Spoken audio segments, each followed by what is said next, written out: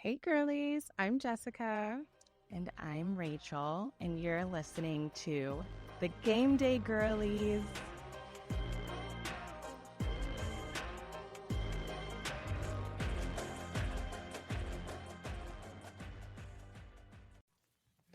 Hello, Game Day Girlies. Wow, it's been some time since we've seen you We last, missed but you. we did miss you. Hopefully, you had a very Merry Christmas, a Happy New Year, and a happy playoff run thus far.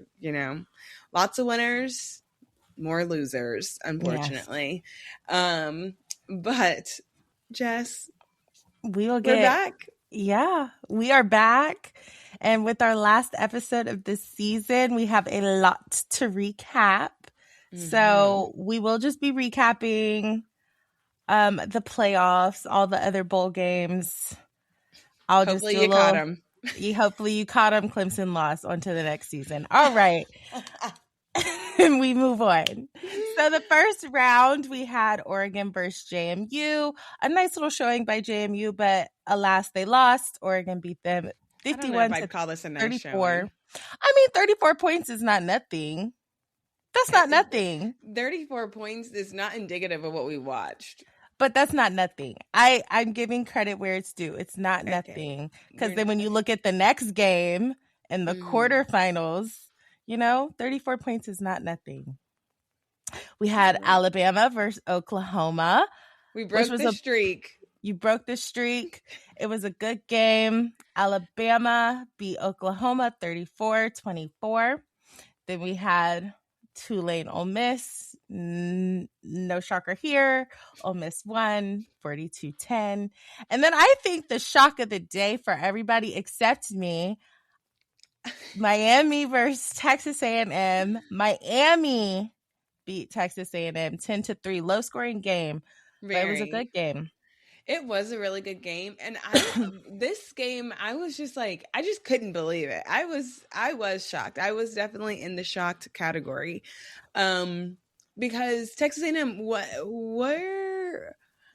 they'll never beat the allegations of just at some point in the season being really, really good and then like crash down. Like, yeah, I just don't know what it is, but this was wild. Yeah, I had a whole heated discussion with my cousin. I was like, Miami's gonna win and beat Texas A&M, and then he's an Ohio Stater. I said, and then they'll come and beat Ohio State. So he was like all up in arms. But I was like, Miami is better than their two losses. So yes, and yes, we'll get to that because we're going to talk about the playoff picture, specifically those kind of last few teams that got in versus didn't. But moving on, the quarterfinals, we had Oregon versus Texas Tech. This game definitely shocked me because Texas Tech lost 23-0. To be shut out and like have such like an explosive offense, like this was wild to me. I mean, even defense, it was just, I just can't. They couldn't get anything going. Yeah, but at least the next game also disgusting. Alabama versus Indiana at the Rose Bowl. Alabama lost badly, 38-3. The fact that we literally couldn't get a touchdown, wild, embarrassing, just downright ridiculous. But okay, it's okay. Whatever. I guess it was against Indiana. I mean, that's all we can say. It was against Indiana. That's truly all we can say. Next game we have Ole Miss versus Georgia. This game was so good. I could not even. Ole Miss lost. Ole Miss won. They beat Georgia 38-34, and I was just like, that last quarter. It was like a shootout. It was just too good. It was too good. You just had to watch. You just had to be there. You had to watch it. And Georgia. Somebody, they're calling you guys frauds. Okay, next game we have Miami versus Ohio State. And Miami beat Ohio State 24-14. Yeah, they did. Ohio State, they're calling you guys fraud. This is really wild because this is the every team that had a first round bye except for Indiana lost. Yep. And Indiana lost last year when they had a first round bye, and they said we're not doing that again. So there is something to be said a little bit about like playing sooner, right, versus like having a bunch of time off, because these teams definitely they didn't show up. So and as we like talk a little later about like the potential changes in the playoff picture, I heard like rumblings or predictions that there may be, for the people that have a bye, the option to not have the bye potentially. And I think like if that is the case, like you may start seeing them playing because it has not panned at that point. It's like just we'll get just make everybody play. But just go ahead and just do it, because what do you mean you're picking and choosing? You get to pick and choose, right? And then what's the determining of like the team that gets to skip? I'm just exactly. But anyway, so then we enter into the semis. We had Oregon versus Indiana, and honestly, I was floored. I predicted this in my mind that Oregon like wouldn't lose to Indiana again, especially when they played earlier in the season. Like it was not this kind of blowout. It was a closer, better game. Yes, and Oregon in the first half was just shocking. It was just like, I mean, Indiana, was it the first play of the game or the second play of the game that Oregon threw a pick six? Yep. I was just like, we are not wasting any time here. It was it just kept rolling. It just it was like they were truly Indiana was like unstoppable. It was I don't know how there was no response. They couldn't figure out anything. It was not Oregon's day, and it was Indiana's. They blew out Oregon 56-22, and Oregon just did not have a chance. And then the other semi game, which was also just like amazing. It was one of those to the last fourth quarter games. Ole Miss, Miami won it 31-27. And I was up watching this game. It was so good. Me too. It was so good. If Ole Miss, you didn't make it to the finals, but you gave us two really good games, and claps off to you. Honestly, I'm not mad at it. Big claps. That was it. I will say that while, I mean, obviously every single game can't be the game. It can't be, it would be really great if every single game was like a nail biter and we were waiting to the end and all the things, but unfortunately not. But I will say that we had a lot of shows put on for, this playoff picture. But we'll get into it a little bit after we talk about the transfer portal. So the portal is now closed. This was a historic season with over 10,000 athletes on the football side entering the transfer portal, and a lot of money. A lot of money has been spent on new stock. But we're going to talk about a couple of the winners and the losers of the portal. We'll start off with the elephant in the room. Alabama was a very big loser in the portal this year. It's very sad. No pun intended. Loser in the portal, loser in the playoff. We need real help. And this also to note that this year was the first year that the portal will not reopen in the spring. So this is really the last chance that teams have in order to grow or, to form their teams before school. Well, I guess school has kind of started some places, but essentially until the next semester and portal reopening again. So this is unfortunately just not good news for Alabama. However, we do have some winners. Texas won. Yeah. Texas won big. Cam Coleman out of Auburn is at Texas currently. He was the number one wide receiver, he went in the portal from while he was in Auburn and committed to Texas. Number one wide receiver in the portal. So Texas definitely wins. And Ryan Wingo, the kind of dynamic duo, he has also come, and another wide receiver has come to Texas. And in Arizona State, Rylick.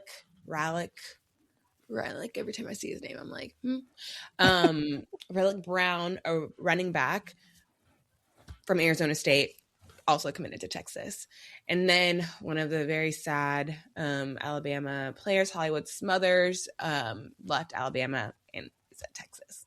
So there's definitely loading up for what the offense. Obviously, there's a very offensive-minded scheme happening at Texas, which we are also anticipating. This is going to be Arch's last season before he declares for the draft. So they build it for him. They build him up. They're really building for him. And I have really high hopes for Texas because after all of this, and we'll get into the money here in a second, but this is a very expensive offense. So I better be seeing money balls everywhere. Indiana also a big winner. They scored Josh Hoover, which is the TCU quarterback who is intended to potentially replace Fernando Mendoza, Heisman winner, which is interesting because Fernando's little brother, Alberto, is the current backup, but he's a freshman. So this also kind of runs into the scheme of Indiana has no plan of developing talent. They will be going into the transfer portal at any chance they can. Well, this will give him chance to develop under someone else with some time. Totally. Lots of chances. Because he probably won't play until he's a junior, maybe senior, that way that they're tracking. Right. LSU, Lane. Obviously, he was coming in here to do a little something. Sam Levitt from Arizona State has committed to LSU. So he is a veteran quarterback and has a lot of potential. And under a Lane Kiffin offense, I think we'll have some good things. Money. We have a lot of money here. I'm also just shook at how, like, once I read all this amount, it's just crazy.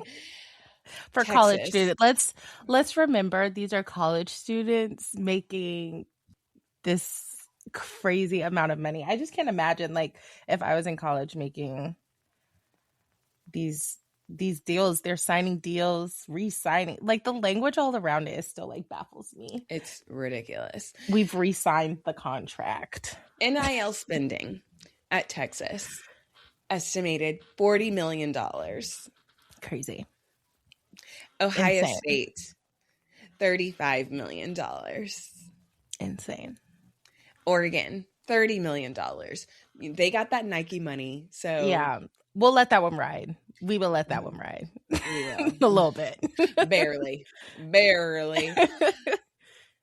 And then even if we just like trickle on down, because there's a lot of teams on here that you would suspect as being like, you would suspect an Alabama be on here. You would suspect that maybe a Georgia be on here. These are the top 10 and they're not on there. Texas Tech, 28 million. Texas A&M, 25 million. Miami, 25 million. Michigan, about 20 million. USC, about 20 million. Same for Tennessee, 20. Auburn, 18 million. What's happening here? There was some recent Mike Gundy from Oklahoma State was in the press a while back complaining about his $7 million NIL budget, which I get. Like, what is in that? Comparison to $40 million? $40 million, and then you want people to beat them. Yeah. Maybe you don't have to find. You have to find some more money. Fundraiser. Gotta hit a car wash and a bake sale. Somebody. And Arch Manning, as far as individual players, highest paid in college football that will be in his NIL valuation, $7.1 million. Yeah. Ridiculous. And last year, what do you call it? Michigan paid Bryce Underwood a ridiculous amount, $10 million, to flip from LSU to Michigan. Obviously, we see how that worked out. Not good. Yeah. So Michigan got a lot going on. There's a lot going on. Ty Simpson. Also, one thing I have been very happy about, and it has warmed my heart a little bit when it comes to NIL. Ty Simpson, Alabama's quarterback, did decide to declare for the draft, but he was offered money from 3 different teams to come and to transfer essentially and spend another year or 2 in, because who knows nowadays. Yeah. There's people playing 7 years of football. Yeah. Miami offered him $6.5 million. Ole Miss was willing to match at 6.5, and Tennessee said around 4.5 or 5 or something like that. So he decided not to do the Carson Beck thing and to just take his behind to the NFL. And this was also very interesting to me because I really thought that Ty would stay another year. And if I were him, I would have stayed another year because you had a strong start, but you didn't really finish well. And that's really the last time that everybody saw you on the field. Granted, we now know that you had some injuries, and very, sorry to you for that. But sorry to that man. But at the end of the day, what we saw is what we saw. Yeah. And it wasn't great. Yeah. So, but you know what I respect? He knows when his time is up and when to bow out, because we are seeing people are not figuring that out for themselves, and we need to know when the time is over and when it's time, and when it's time. So shout out to Ty for knowing his time. And then also, I feel like he had one more year. He only started for 1 year. Well, he said it was his time. Yeah, good for him. Like you said, we would rather have that than the 18. We going to court, to get an 8th year. I mean, let's wrap it up. Just too much. Let's wrap it up. But I am just happy to see that Clemson actually tapped into the portal this year. We got quite a few players. I mean, I don't know all these people's names. Sorry to y'all, but I'm excited to see what you'll do. Mainly on defense, was hoping for a quarterback, didn't see it. But here we are. But y'all tapped in. Dabo said that we have to develop somebody. Well, I mean, Dabo was very adamant about, we got 4 people here. Somebody better work out. But I just fear that might not be the case. So we'll see.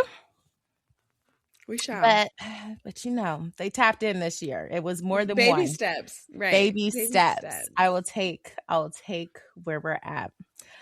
But with the transfer portal and everything else changing in college football, playoff, they're now chattering, and I think in serious discussion and potential voting, to increase the number of expand the playoffs once again from current 12 team to potential 16 or even 24 teams. And I'm just I'm at the point where enough is enough. I felt like I get the 4 teams just didn't feel like enough. There was a lot of competitive people being left out. I really feel like 8 was a beautiful number. Everybody could have played.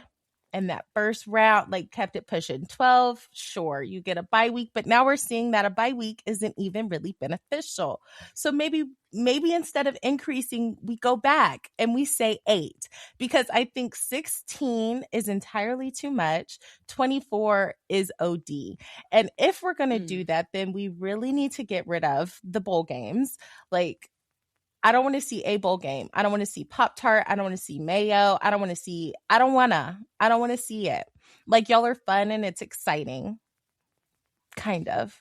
But I just don't want to see it. If we're doing 16 teams, 24 teams, like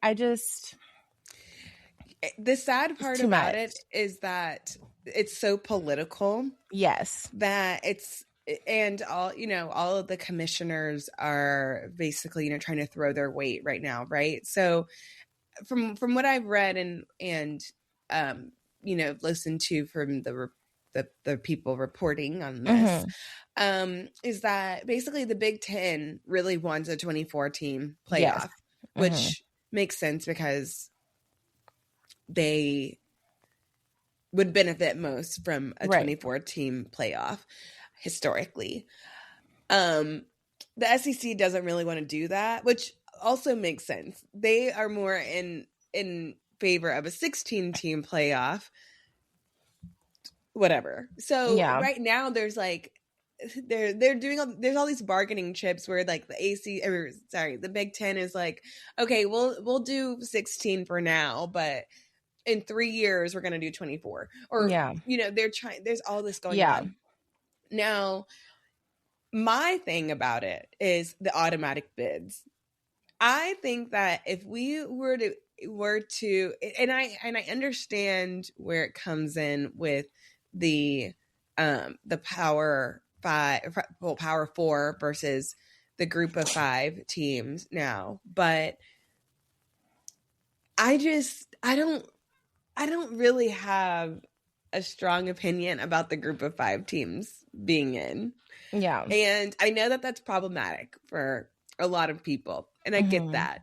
But I also think that not everything is a participation trophy. Like, while I do not disagree with Notre Dame not getting in over Miami and Alabama, I do disagree that they didn't get in over Tulane or JMU. Yeah. So, and I'm also very interested to hear Marcus Freeman on game day on Monday. Yeah. Because they've been catching some hell. About their decision to not play in a bowl game because they didn't get into the playoff. But I do believe that my ideal situation would be either a 16-team playoff or a 12-team playoff with no automatic bids. Just let the top 12 teams get in. And honestly, I feel like that for the 16. Just let the top 16 teams get in. And if you're not in that top 16, then sorry. Like, that's just where we're at. I like the automatic bids only because, yes, we're seeing these blowouts of the group of 5, but it gives them the chance to even be like, to play. And I understand the qualms with it now because it's like, these are these big blowouts. But with the trajectory of like the transfer portal, I really do see like the playing field being leveled to it. Because if we're looking at it now, a lot of the group of 5 teams, the players are going to these larger schools. So I feel like they may at some point, if they're being represented, if they're able to play and compete at this level, they'll start to stay and play. And then you'll see it kind of balance out. Like, I don't think that's going to happen overnight. I don't think it's going to happen in the next few, however much time. I do think it will take time to get there. So yes, we'll continue to see these blowouts, but they're moving and they're changing because right now it's Power 4 or bust, basically. And if you're not in one of the Power 4, then you don't get the opportunity to continue to play, to be seen and highlighted as much as if you're in a group of 5. So I do like the automatic bids of being able to allow the group of 5 to have a chance and to display themselves on that stage. And I think if we get rid of that, it's just going to continue to be what it was at 4. And if that's the case, we need to take it back to 4 or 8, because we're still going to have the same teams playing. We're still going to have the same talent, I guess, like at the top, and it's just going to be like a revolving of the 8 and a revolving of what was the 4 versus like allowing to see new teams come in and teams that last in make it to the final and teams you didn't even think about, teams that you had making it all the way to the top getting out in the first round. So I do like that, the automatic bids of kind of like playing and allowing them to play. And as transfer portal continues to develop, I do think there will start to be a balancing of the of the field, and then you'll start to see like some of your group of fives come in and play and compete and be better and be able to play on a stage where if there are no automatic bids or if they lower it, may not have that opportunity. So I'm not mad at the automatic bids. I feel like with the continuation of the transfer portal that it's going to be more lopsided because of the exposure. Like you said, Indiana's like whole team, it was like JMU last year. Like that, they basically took that, all the best players from these group of 5 teams. Yeah. And now they're in the national championship. So I feel like I agree with you that the transfer portal is leveling the playing field, but I don't believe that it's like trickling down truly to the group of 5 with the benefit. I think that it's trickling down to like the second and third tier power conference teams, like at one point Indiana, right? Like at one point Tulane. Like I feel like Tulane's a group of 5, but like even Texas Tech a couple of years ago wasn't that good. And so I feel like now those teams are rising up versus like the Penn States, for example. Yeah. Not sliding quickly, sliding. Yeah, but so I guess it's very it's a balance. No, I guess that too is kind of like my point is you're seeing it more immediate to the second tier, third tier group of 4, but as it continues to progress, like it will continue to trickle down and you'll continue to see that balance, especially as like they're talking about potentially leveling and or capping NIL, as like that is the big thing. Like if that happens, then you'll really start to see it, because not only will talent start to stay home, because the money will start to look the same. So that maybe not exactly the same, but like you'll start to see a little bit more of the balance if NIL gets capped. And so yes, I do think the more immediate, to your point, is right now your Auburns, your Indianas, your Texas Techs, like you're seeing that. But because you're seeing it in those tiers, it will just continue to trickle. And so, like I said, it's not going to happen overnight, but I think if we get rid of them potentially even ever having a chance, like now, then it'll just continue to stay in this dynamic of Power 4.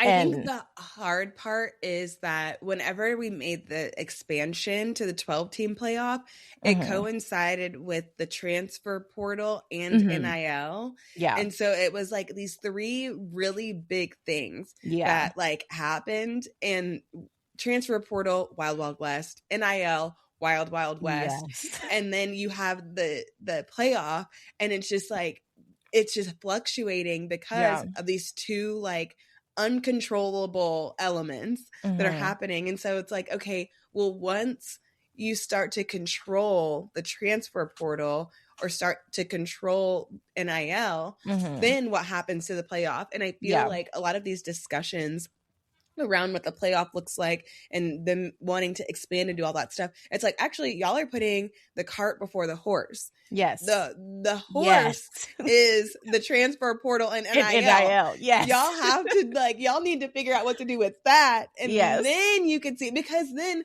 if you do start putting caps on NIL, and then you start having, who knows what happens there. If there, does it go back to the more traditionally brand schools being more in power because of, NIL with brand, with whatever, or conferences, et cetera, et cetera. How do you know that? And then you're saying, okay, these are only, to your point, Jess, 8 really good teams that deserve to be in the playoff, but now we have a 24-team playoff. Right. What are we doing? Right. Now we have, this is bowl season again. Yeah, like exactly. We're doing the same thing. Then we can bring back Outback Bowl. Once that happens, then we can bring back the Outback Bowl. But until then, let's fix what's broken.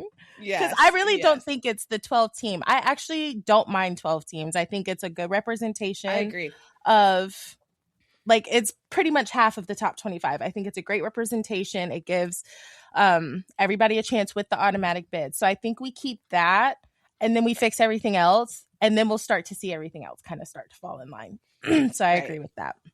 Yes. Yeah. This, there's obviously all of the, and also the fact that the conference commissioners are making these decisions is so ridiculous, like, because they, what is going to drive them? They want as many of their teams to get in the playoff. Yeah. What is the lowest hanging fruit to solve that problem? Add more teams. Right. Let's just think. Let's think. We need a board, and we need Saban as the leader of the board, and then we can wrap this up for real. Right. Please, quickly wrap this up. 100%. 100%. So, what a time. But yeah, as of now, but it wouldn't be surprising if next year they do open it up to 16 teams, because it's just, there's just too much talk and hoopla. And Notre Dame, that's the other thing we need to talk about, because it wouldn't be surprising to me if they didn't have a bunch of lobbyists. Yep. in the room talking about truly. And I believe, and I know the last time we talked, we kind of battled through this, not battled, but we discussed through this whole scenario of Notre Dame got in and they didn't. Obviously, they didn't get in, and then decided to not play in their bowl game, which is another interesting thing. Yeah. And if anybody's seen the video of the captains, like, child, y'all could have kept that. Truly, you could have kept it. Like, y'all were already sitting out. Like, I didn't need the video evidence. Literally, video evidence. And it was like a documentary style thing. I'm like, are you serious right now? Like, y'all had the cameras. It was just ridiculous. That's like Ace interviewing himself. Did you see that? Off on a tangent. Yes. Like, child, I didn't need that. It was like alive. Yeah, like, could have kept it. You could have kept it. Oh. So Notre Dame, of course, it's like, I don't feel bad for them at all. And I do love the fact, I love the fact that Miami got all the way to the Natty. Me too. And just showed, like, yeah, we were supposed to be here. Yeah. Like, we did what we were supposed to do. We defied all the odds. We got in and showed up and showed out. Unfortunately, Alabama didn't. But, I mean, obviously, a lot of teams didn't show up, and that's on them. But Miami did. And kudos to them, because y'all really got Notre Dame being really quiet over there. It's been real quiet in the Bush house, I'll tell you that. I'll tell you that much. Oh my gosh, I'm weak. I'm so weak. Well, as it should be, because I don't know what to tell you, Papa Bush, because it wasn't good. It was not looking good. Them boys look good out there. They look good. And y'all couldn't make it work, so shoot. Could not. Oh well. Boy. Oh well. But now, speaking of Miami, we have our final game of the season, the national championship. Miami's playing at home, essentially, at Hard Rock Stadium in Miami. And they're playing against number 1 Indiana. This is crazy, because this will be Indiana's 16th game. Yeah. Of the season. Like, that's a lot of games. Yeah, that is a lot of games. That's a lot of football games. And of course, because no season has ever been this long, well, they have been this long, but they're undefeated. So if Indiana did win, they would be the first ever team to go 16-0. So also wild. History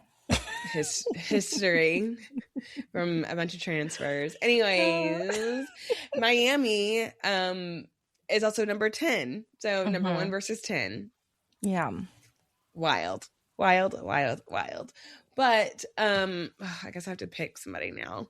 Honestly, I am picking Indiana. I feel like Well, one, it'll just make me feel better that we lost to the team that won the national championship. Not just lost, but got obliterated. But anyways, neither here nor there. And they're just like so good. I know I hated on Indiana at the beginning of the season. And I'm really sorry for all that you did. You are so messy. I was going to tell him myself. I hated on them. And who knew that at the end of the year, I would be picking them to win the national championship. See, God works on me and He was working on my spirit. So I'm picking Indiana, and yeah, those corn-fed boys up there. Yeah. I am going with Miami because if not my team, my conference. And I am just so proud of them battling it through. And I do think that them being at home, like, they have a lot to prove. They have nothing to lose and a lot to prove. So I just feel like that mindset, but I'm not discounting how good Miami or Indiana is, how well they've played, how good they look. It will either be a close game or a blowout. And there's no in between, but I am picking Miami and I'm hoping for a good game just for the sake of the sport. Like, I want a good game, respectfully. Yes. And Carson he's won 2 national championships, but not as the starter. Yeah. So I know Georgia, all the people here in Georgia are definitely feeling some type of way about this, I will say. I'm sure. They'll be all right. They could have won. They could have beat him. And they could have been here. They could have beat Ole Miss to then beat him to then be here. But they couldn't even. Yeah. I was really excited about that potential matchup because, I love a little mess. But they couldn't do it. So. That didn't happen. So you gotta sit on the couch and watch like the rest of us. Yes. But I love all the lore behind this one because Mendoza's family is from Miami. Like, he wanted to play at Miami. His dad played high school football with what's the Miami coach? Cristobal. So I just love the lore. Yeah. I think that's exciting. There's a lot of cinema. There's a lot of storylines around this. Yeah. So I just hope it's a good game all in all. But I am picking Miami. And I can't wait to watch Marcus Freeman on game day. Yes. Yes, I am excited for that. Because I really I'm can't more wait excited to hear for what that man game. has to say. Yeah, truly. and he better not bail out like Lane did. Yeah. No, I'm excited. And I want the tea. Like, I don't want any PR. Like, keep it cute, but no PR answers. I want the they gonna ask the questions too. And I can't wait. Yeah, I'm here for it. So I'm ready. But this has been an amazing season. I've just loved doing this with you. Again, season number 3 in the wraps. Unfortunately, my goal did not happen. Rachel beat me again, so we'll just have to try again next year in our picks. But you guys have one last chance to get in the running for some swag. So if you'll go on Instagram, use the sticker, and make your pick for the Natty, that will be your last chance to get in the running to get some swag, which we will announce later this week on our Instagram. So use the sticker, pick your team, and then look out to see if you're a winner. But as always, and until next season, bye Game Day Girlies.